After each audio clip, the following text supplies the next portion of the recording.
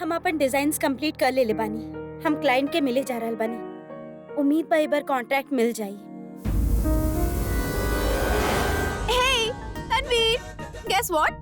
हम तारा खातिर बहुत ही यम्मी मफिन लेके आइल बानी। और आपकी खातिर भी ब्लैक कॉफी।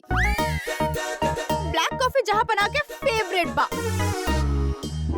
जहाँ पना पे रिएक्ट करत बाड़ू। ओ शायद तोहके पता नहीं खे, इनकर निकनेम जहाँ पना बा हम ही देले बानी। And I hate you. No, he wouldn't admit it, but I know he loves it. ईगो के बूस्ट मिलेला ना। और तारा खातिर देखा हम ये लेके आइल बानी। ई सिनेमन फ्लेवर और साथ में कॉफी भी बा। इला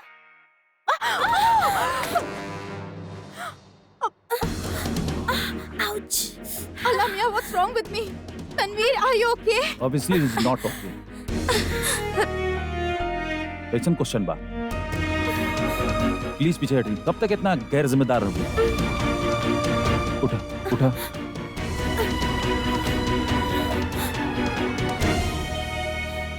आराम से।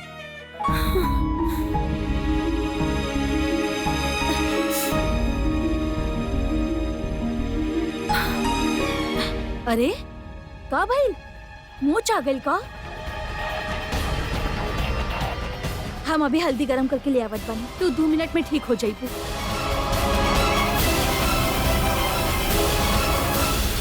इऊ जमीन के कागजात बा जौन हमार नाम पर बा। एकरा बेच के इतना पैसा तो आ जाई जे हम ऊ फिरोज के मुंह बंद कर सकी। भाईजान अपन उसूल के वजह से हमनी के मदद ना कइले, ठीक बा, लेकिन अब हम भी उहे करब जौन हम चाहेनी। हम आपके अब्बू के मरे खातिर तो ना छोड़ सकेनी ना।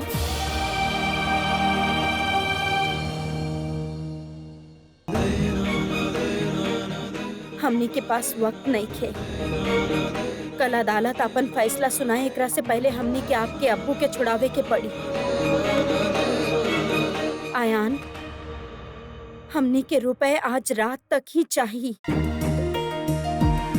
एक बार आपके अब्बू लौट के आ गए, ओकर बाद हमनी यहाँ ना रहब। हमनी कहीं और चल जाई, ठीक?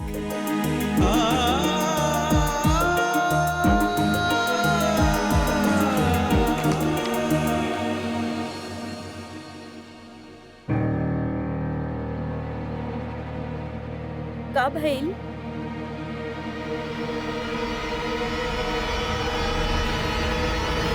अम्मी, हम ये प्रॉपर्टी ना बेच सकेनी।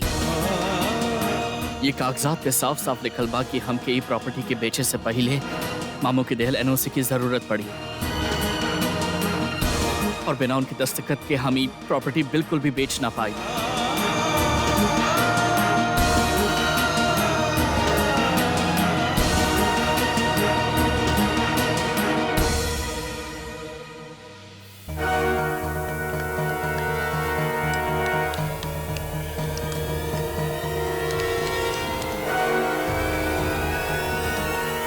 जामी, हम बिल्कुल ठीक बानी। हमरा के जाए के बा, हम अपन मीटिंग मिस ना कर सकीले। तू अभी रुका, अम्मी आवत बाड़ी।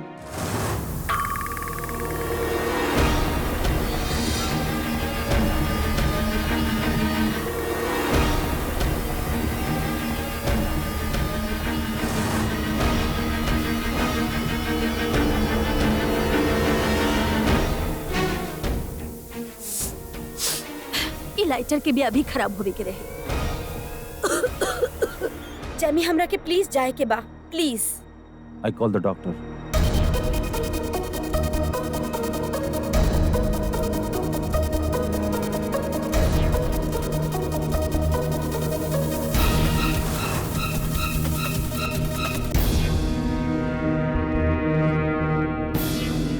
जामी, कुछ अजीब सा स्मेल ना आ रहा बा?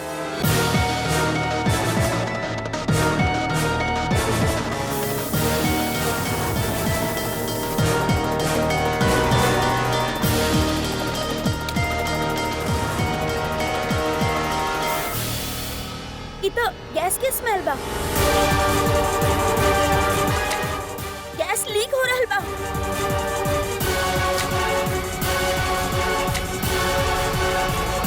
गैस लीक हो रहल बा।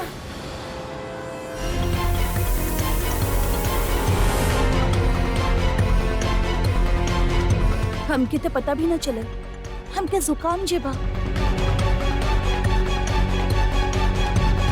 लेकिन अच्छा भइल तू आ गेलू तन्वी, वरना हम तो। लेकिन गैस लीक कैसे भइल? काहे कि नॉब ओपन रहा। लेकिन नॉब खुला कैसे हो सकेला? ये तो तबे हो सकेला जब सिलेंडर चेंज करते समय।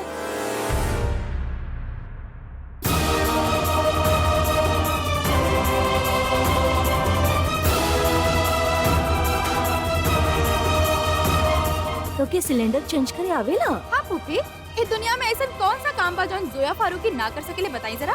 सुबह सिलेंडर आप बदल ले रानी ना।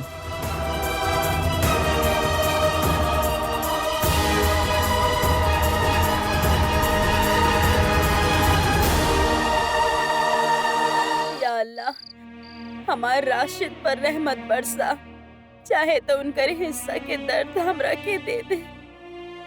अम्मी के अब तक होश ना आयल। हमार समझ में ना रहल कि का करी। जेकर केहू ना होखेला ओकर आप पानी। अब हमके भी बस आपके सहारा बा मालिक। कुछो करिश्मा दिखाई हमार मौला।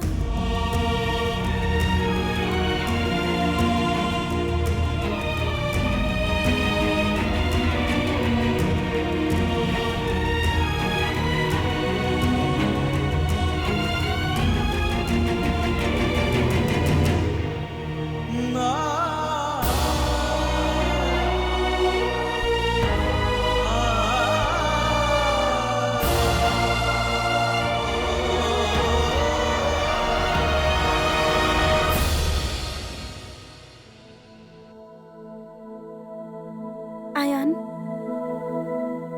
आपके कागजात पे अबू के दस्तखत चाहिए ना?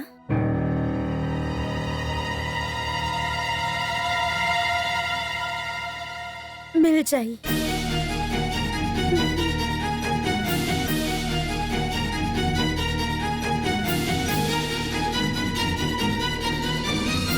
एक मिनट हो मेरा। तू जानत पाड़ू ना तू का करे चाहत पाड़ू। तू अपन अब्बू के खिलाफी को बड़ा कदम उठावे चाहत पाड़ू। हम जाना तानी हम का करे चाह रहल बानी।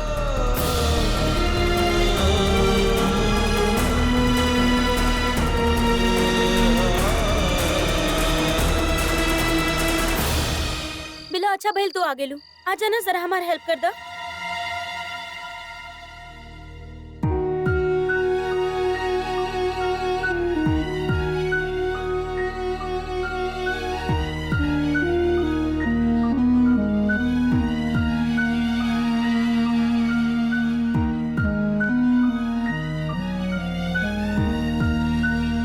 दोपहर से कुछो ना खैले बानी। अभी भी हम इनका की जबरदस्ती लेके आयल बानी। बैठी जोया।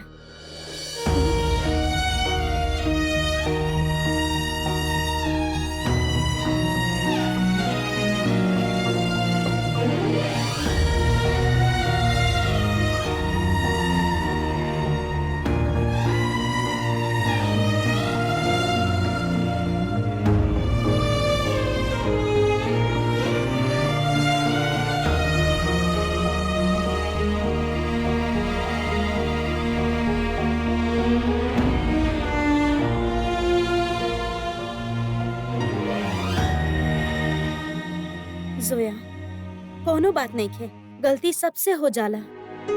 आप दिल छोटा मत करी, खाना खा ली बस। अल्लाह का शुक्र अदा करी कि हमनी सब ठीक बानी। आप इतना लापरवाह कैसे हो सकेलू? बेवकूफी के हद होखेला। तनु कहले भी रहल क्यों सिलेंडर चेंज कर दी, बट ना तू जिद करे लगू। आपके पता बा आपके बेवकूफी के वजह से कितना बड़ा हादसा हो जाता। You have any idea? ये घर हम सब क्यों ना बचत आपके गलती के वजह से।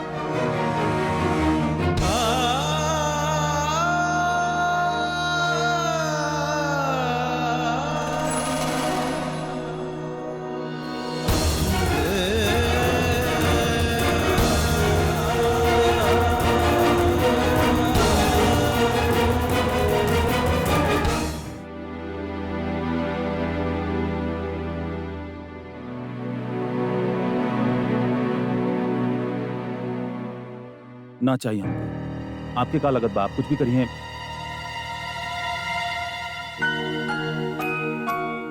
आई एम सॉरी, हम सोचली कि जोया बाड़ी अगर रहती त मान जैते। ना। काहे ना जैमी? हमनी बचपन में कितना गलती कैले बनी और आप हमरा के हमेशा माफ करते आयल बनी। जानी, इंसान गलती के एगो पुतला बा। हमनी हर रोज गलती करीले। इनफैक्ट सुबह उठते ही गलती कैल शुरू कर देवेले। तब मतलब कि मिस फारूकी त जल्दी उठत होकी हैं, हम सबसे जल्दी। काहे को एक दिन में जितना गलती करेले उतना गलती शायद इंसान पूरा जिंदगी में भी ना करेला। हमरा के तो बहुत अच्छा लगेली। आप खामखा बेचारी पर नाराज हो बताड़ी। तनु तू भी वो बेचारी ना बा। असद वो बस हमनी की मदद ही तो करे चाहत रहली और आपके उनका ऊपर ऐसे चिल्लावे के ना चाहत रहे, वो भी हमनी के सामने, एगो अजनबी के सामने। तनु तू अजनबी ना बाड़ू। जोया खातिर हम बानी। चली ठीक बा, हम उनका तरफ से आपसे माफी मांग लेता नहीं। हम 2 दिन बानी यहाँ पर और हम उनके ऐसन बना दे कि आपके शिकायत के कोनो मौका ही ना मिली। वो बहुत अच्छा बानी असद। तनु तू बहुत अच्छी बाड़ू, यही से आपके लगत बा कि पूरा दुनिया अच्छा बा। तू हमरे फैमिली के जानत बाड़ू, ओकर हरकत बहुत अलग बा। She is very different. Actually वो कोनो भी फैमिली के साथ रहे लायक ना बा।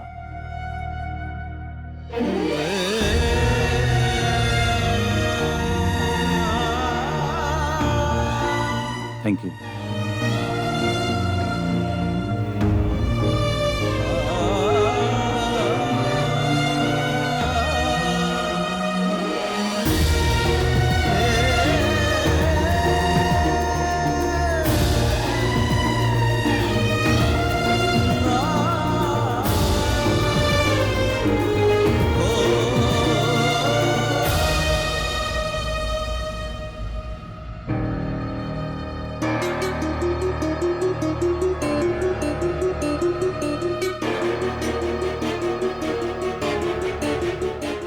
के कागजात पे अबू के दस्तखत चाहिए ना, मिल जाए।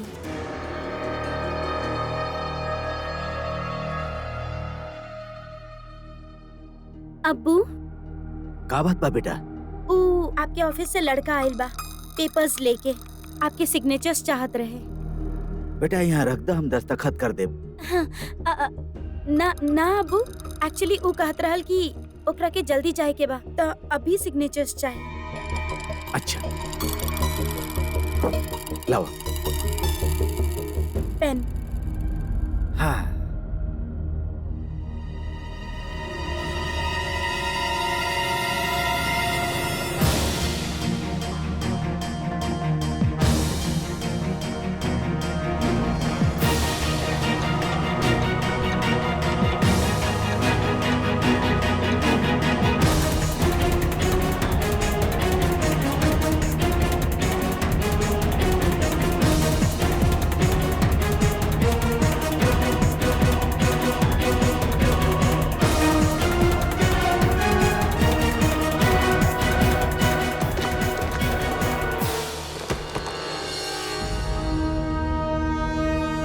बेटा बाहर क्यों बाका?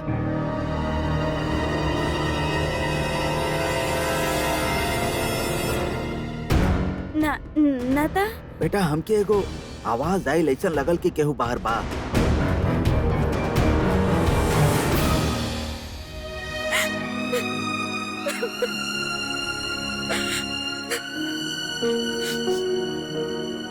बेवकूफी के हद होखेला। आपके पता बा आपके बेवकूफी की वजह से कितना बड़ा हादसा हो जाता। एक्चुअली वो कोनो फैमिली के साथ रहे लायक ना बा। उससे खाना अपना आप के समझे ले का, कभी भी कुछ भी बोल दे ले। What did he mean कि हम कोनो फैमिली खातिर अच्छा ना बानी?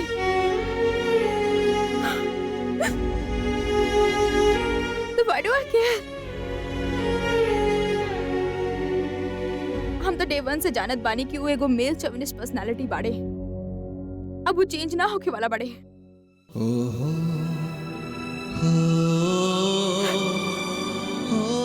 तो पता बाना कि उनकर प्री कंसीव नोशंस और उनकर ओपिनियंस कितना ट्रेसी बा।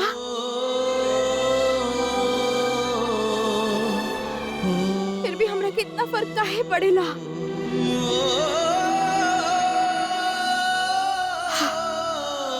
काहे हमके इतना फर्क पड़ेला?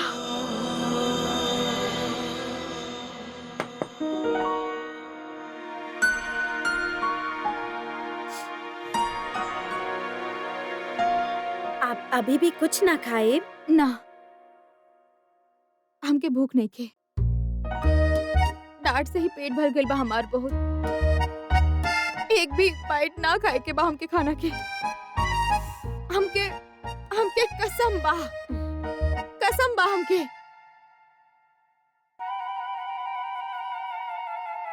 पिज्जा के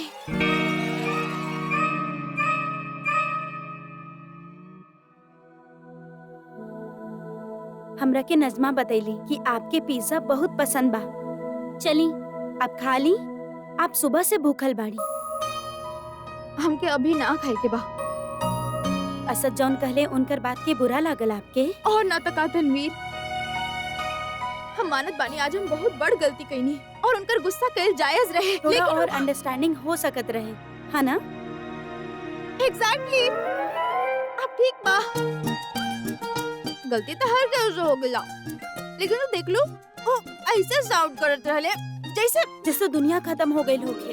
हाँ हम मानत बानी आज हम जे कईनी उस कैरी रहे, लेकिन तो पता बा कई बार हम गलती ना भी करेनी, लेकिन कोनो न कोनो बहाना ढूंढ के हमके डांटे ले। कभी कभी तो हमके ऐसे लागेला कि हमके डांटल उनका फेवरेट हॉबी बा।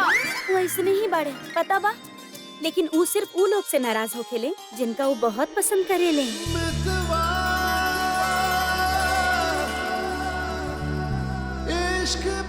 रियली?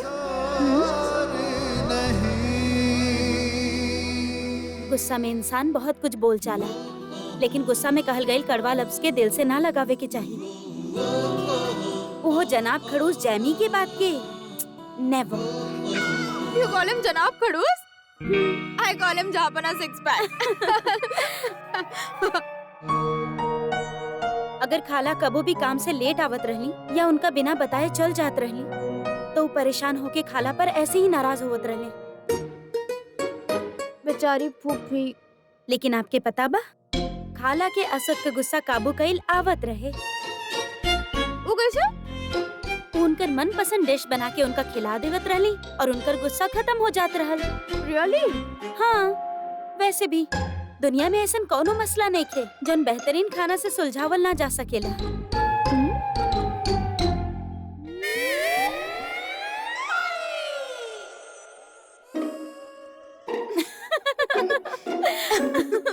वेल तनवीर, ये बात पे ना एगो शेर अर्ज बा।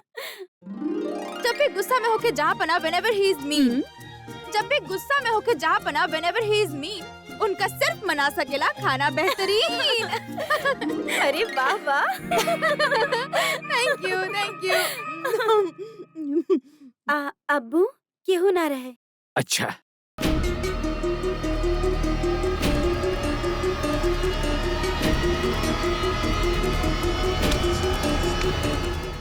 अब्बू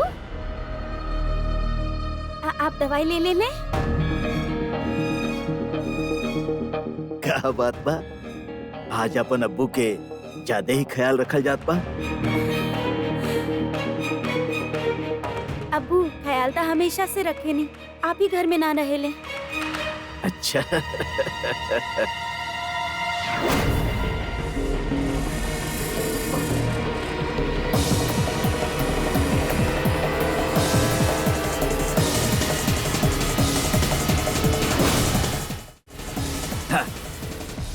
ला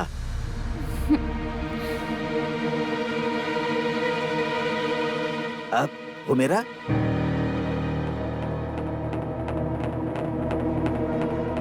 जी बेटा, वो आखिरी कागज तो हम पढ़नी ही ना।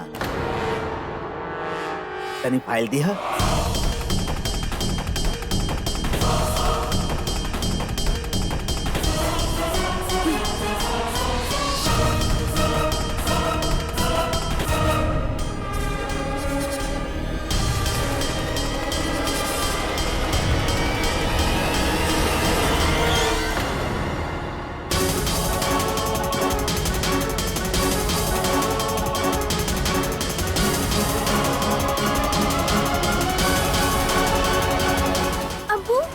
कितना काम करेली।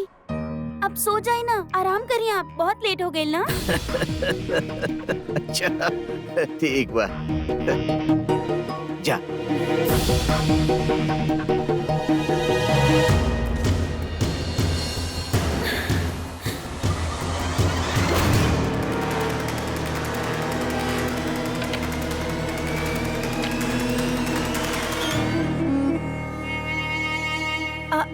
अम्मी, अपना कमरा में जाओ मेरा।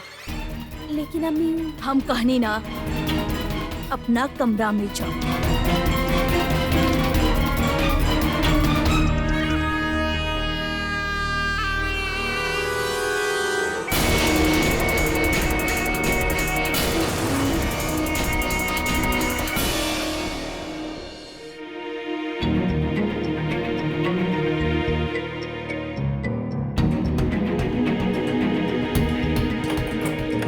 हुमेरा,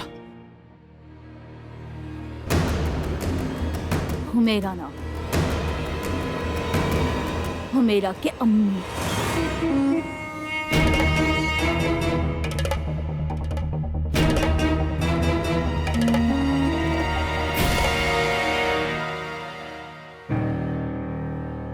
तो अब तू हमार बेटी के इस्तेमाल यही तरह से कर रहल बाड़ा। एक कागजात के तोड़ के बहुत जरूरत बाड़ा, ताकि जमीन बेच के तू अपन अब्बू के छुड़ा पावा। अब हम बोलब तो तू बोलबा कि हम बोले नहीं। हम लाख बुरा सही, पर ऐसन भी तो हो सकेला। ये कागज हम तोहके दे दें,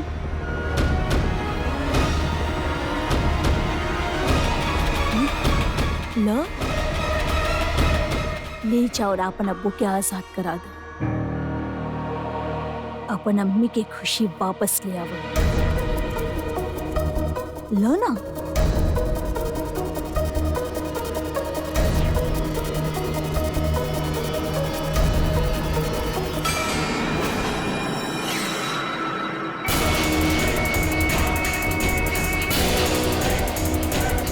लेकिन एगो छोटा सा शर्त बा हमार। तो के हुमेरा से निकाह करे के पड़ी।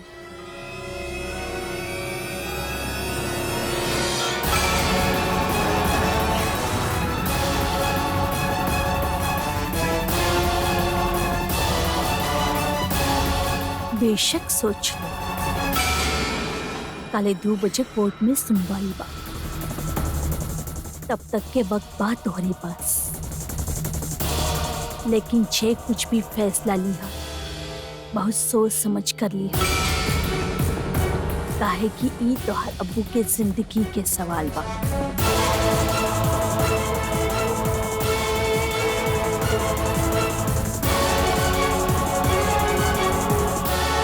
हमके तोहर हाँ के इंतजार पे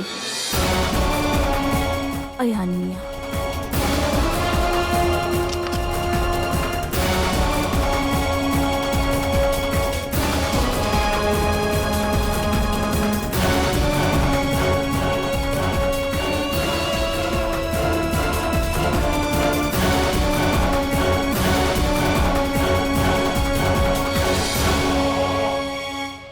ऐसन कैसे हो सकेला? ऐसन भइल बा नजमा।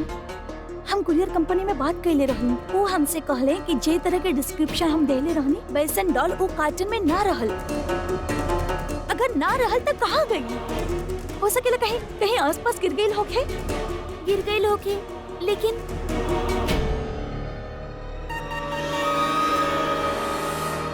हाँ, वो लोग बहुत जल्दी में रहले, ऐसे हम भी बहुत जल्दी में बॉक्स पैक करके वैन में रख देनी और वो लोग भी जल्दी निकल गए। लेकिन अगर गुड़िया गिर गई रहले तो कहाँ?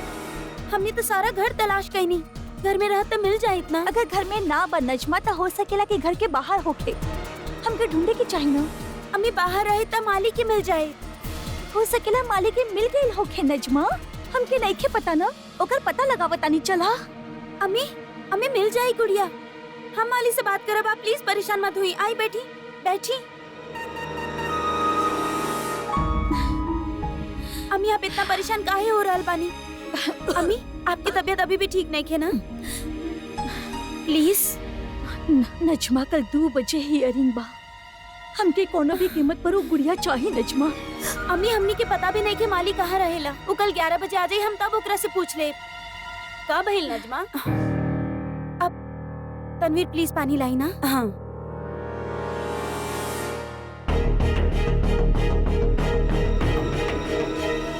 थैंक्स।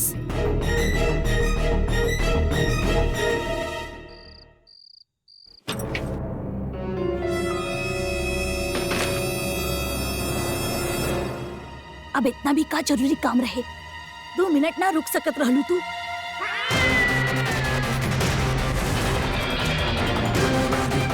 का? या अल्लाह, हम जानत रहनी यही से तब बार बार कहत रहनी बिल्लो रानी कि तू जल्द से जल्द गुड़िया तक पहुंचो। देखो सबसे पहले अब तो के ई देखे की बात कि वो लोग उमाली तक ना पहुंचे, समझ लू? बिल्लो रानी जल्दी करो, जल्दी करो। वक्त हमने के हाथ से फिसलत जा रहल बा बिल्लो रानी।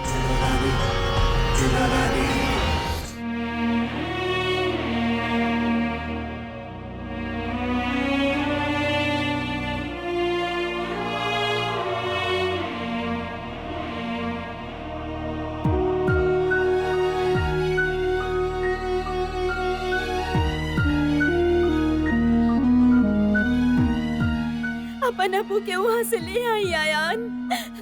वो जालिम लोग उनका के मार डाली है।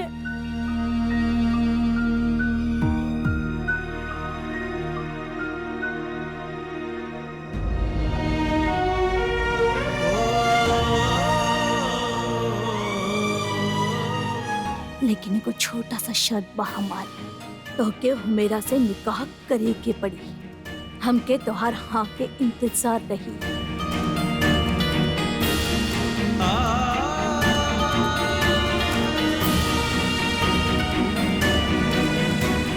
हम आयान से निकाह ना करे चाहिए।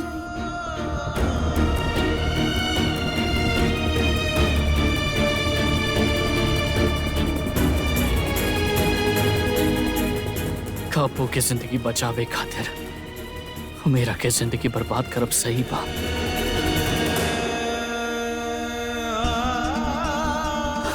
का करी, का करी?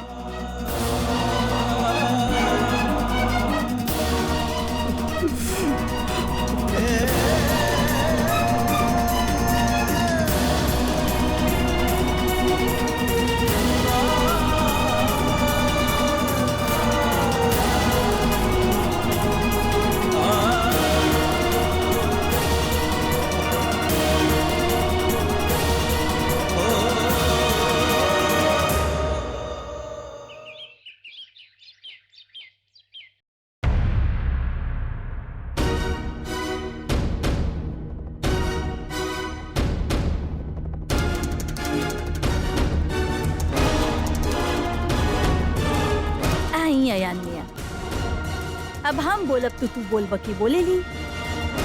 आप रुकिए, हम अभी आपके खातिर फाइल लेके आवतान। अब होखे वाला दामाद खातिर इतना तो करे की पड़ी ना? एकर कोनो जरूरत ना बा।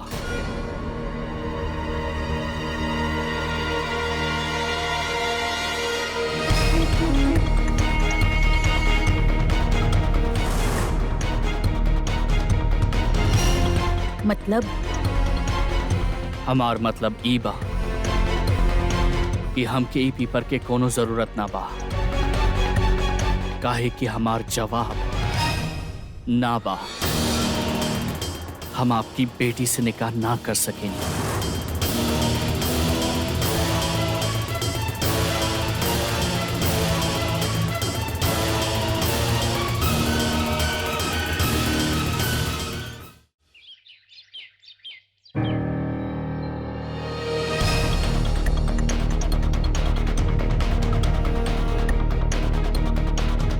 अम्मी अम्मी माली 11 बजे आवे वाला बा, ओकरा आवे में अभी वक्त बा। हमके पता बा, लेकिन तोहरे पास ओकर फोन नंबर नहीं खे का? ना अम्मी। पता ना काहे हमार दिल कह रहल बा कि ओके वो गुड़िया जरूर मिलल होगी। अम्मी अम्मी गुड़िया मिल जाई, आप प्लीज आके बैठ जाए। आई हमके बैठे के ना बा, हम जाके खाना बनावता नहीं, बिल्लो भी ना इलाज। ना अम्मी आप बैठी, प्लीज आप बैठ जाई। तन्वीर और जोया खाना बना रहल बाड़ी, आप बैठी। अरे कुछ ना, प्लीज बैठी।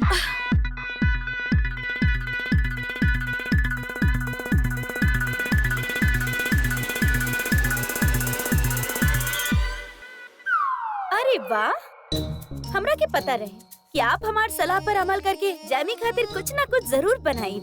या तनवीर, बट यू नो व्हाट, हमके यह समझ में ना आ रहल बा तब से कि हम उनका खातिर का बनाई। I don't want to make any regular dish, you know. हम कुछ डिफरेंट बनावल चाहत बानी, लेकिन का बनाई? You know what, I just love Thai food. तो के का लागत बा जहां पना 6 पैक के कार आए हो कि थाई के लेके? रायता अच्छा बा, ट्राई कर सकेनी। ग्रेट, ये में देखल जाओ। थाई फूड हियर, थाई ग्रीन करी, फ्राइड चिकन, सॉटेड चिकन, सैटी चिकन, ये अच्छा बा, ये बना सकेनी। ये तो देखे में इतना यम्मी लग रहल बा। फिर ये बनावल जाओ, ओके? वेल, ये बात पे गो शेयरर्स बा। जब प्रॉब्लम हो गइल बा सॉल्व तक काहे बा माथे पे शिकन? जब प्रॉब्लम हो गइल बा सॉल्व तक काहे बा माथे पे शिकन? हवा सब मिल के बनावल जाए जायकेदार साटे चिकन। शुक्रिया शुक्रिया शुक्रिया। जोया, हाँ माफ करी हा, हमरा के अभी याद आइल कि हमरा के क्लाइंट के अर्जेंट कॉल करे के बा। हम आपकी मदद ना कर पाई, आप अकेले कर लेब ना? Yes Tanveer, of course. वैसे भी तू हमार इतना मदद कर चुकल बाड़ू और शायद तू जानत ना बाड़ू कि ये दुनिया में ऐसा कोनो काम नहीं है जो जोया फारूकी ना कर सकेले। और जहाँ तक कुकिंग के सवाल बा, इमे तो हम एक्सपर्ट बानी तन्वी, डोंट वरी। और ये बाना रेसिपी हमारा पास बा और अब हम बहुत ही यम्मी चिकन बनाई। तो जाके अपन काम करा, ओके? ठीक बा।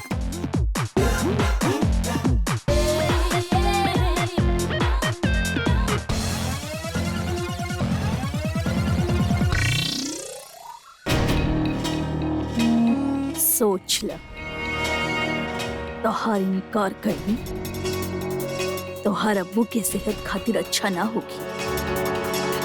सर पर सहरा पहनला या निया, वरना खामोखा तोहार अब्बू के गला में फांसी के फंदा पड़ जाई। जिंदगी और मौत का ऊपर वाले के हाथ में होकेले, फिर आपके होके नहीं होकर फैसला करे वाली। आप ता एगो निहायत ही खुदगर्ज औरत बानी, जिस सिर्फ और सिर्फ अपने बारे में सोचे नहीं। जो अपनी बेटी तक के जिंदगी दाव पे लगाई देवे, वो हमारे अब्बू की का बचाई है। ताउम्र आप हमारे अब्बू के प्यादा बना के रखो, लेकिन जौन गलती हमारे अब्बू कइले बानी, वो गलती हम कबू ना करब। समझ लिया आप?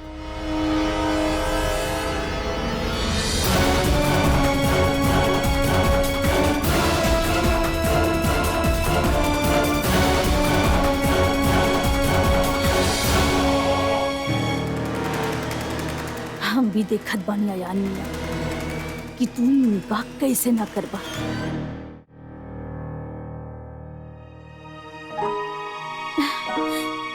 माली आ गई माली? पता ना फूफी, काहे का भाई? ना वो हमके लागल कि नजमा बा, but it's okay. Everything is okay? Okay okay, leave it. ए टेस्ट करी।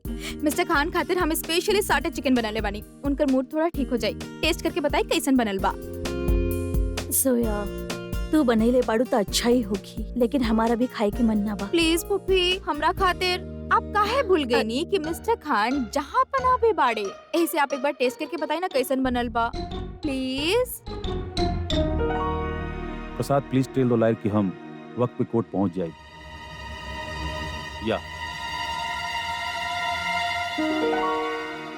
देखी जोया कितना स्वीट बिया, वो खास आपके खातिर ही डिश बनेले बाड़ी। When I should be scared, जब भी वो हमारा खातिर कुछ करेले कुछ ना कुछ गड़बड़ हो जाला। आप ऐसन काहे सोच रहल बानी?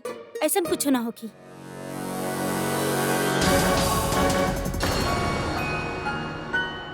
कैसन बा? यम्मी बनल बना।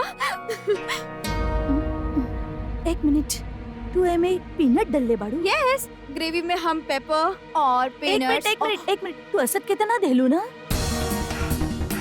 काहे का भेल अच्छा नहीं खे? अच्छा बा, लेकिन असद पीनट ना खा सकेला। ओके, पीनट से एलर्जी बा इतना कि ओके जॉन के भी। Oh my God, Asad, Asad रुका, ये असद मत दिहा। असद तू खैले त ना? का भइल खाला? इता हमारी प्लेट बा, जैमी तो ऑलरेडी खा चुकल बा।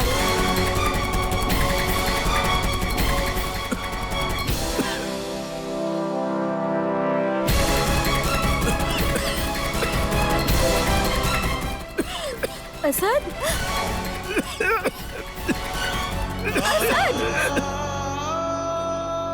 असद भाईजान, शामी, असद, एकर हालत और खराब होकर जा रहल बा। असद, घर में इनका खातिर कोनो मेडिसिन नहीं खे का? ना, इतना वक्त से एक के ऐसा कुछो ना भइल रहे। ऐसे हमके ना लागेला कि घर में ऐसा कोनो मेडिसिन बा। असद, असद उठा। काला, हमनी के पास इतना वक्त नहीं खे, हमनी के इनका हॉस्पिटल लेके जाए के पड़ी। हम डॉक्टर के फोन करत आनी। अभी खातिर हमने के कुछ करे के होखी। असद, असद, शायद मिस्टर खान के रूम में कोनो मेडिसिन होखी। असद, इनका उठावे में हमारी मदद करी। असद, ध्यान से। पिल्ला, हमारे पास लेके आओ जल्दी, हमके हॉस्पिटल जाए के बा।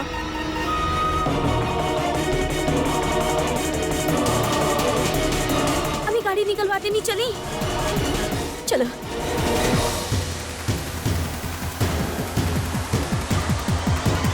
ध्यान से, ध्यान से, ध्यान से लेकर आओ। आप लोग फिक्र मत करिए, हम बाने ना। ठीक बा। पप्पी, पप्पी, वेट, वेट तनवीर। काहे? हम आपको बताओ बनी, please don't waste time, please इनका बिठाइए। ध्यान से। पप्पी, हम नेट पे सर्च कैले बानी। आई एम श्योर कि मिस्टर खान ठीक हो जाइए इंजेक्शन से। आर यू श्योर जोया? इंजेक्शन सही बा? अगर कुछ और हो गइल तो?